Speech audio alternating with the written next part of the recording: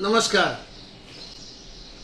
हर घर तिरंगाचं अभियान पंतप्रधान मोदींनी जाहीर केलेलं आहे. सर्व नागरिकांनी 15 ऑगस्टच्या निमित्ताने आपल्या घरासमोर तिरंगा झेंडा लावावा असं ते अभियान आहे.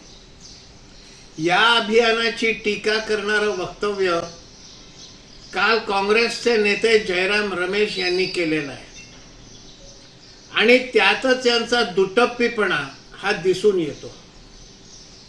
ही मंडळी संघाला विचारणार,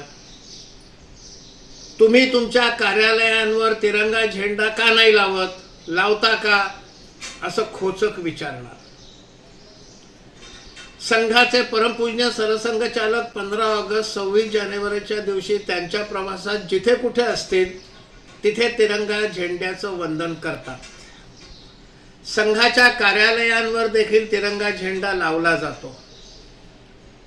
पण हे विचारणार,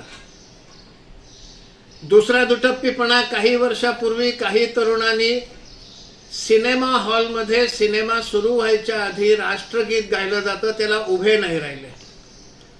मग काही देशभक्त नागरिकांनी त्याच्यावर आपत्ती केली, त्याच्यावर हरकत घेतली की तुम्ही उभे राहा. तर लगेच हे तिथे त्यावेळेला उभे न राहणाऱ्या तरुणांच्या समर्थनार्थ राष्ट्रगीताला उभं राहिलं तरच देशभक्ती सिद्ध होते का?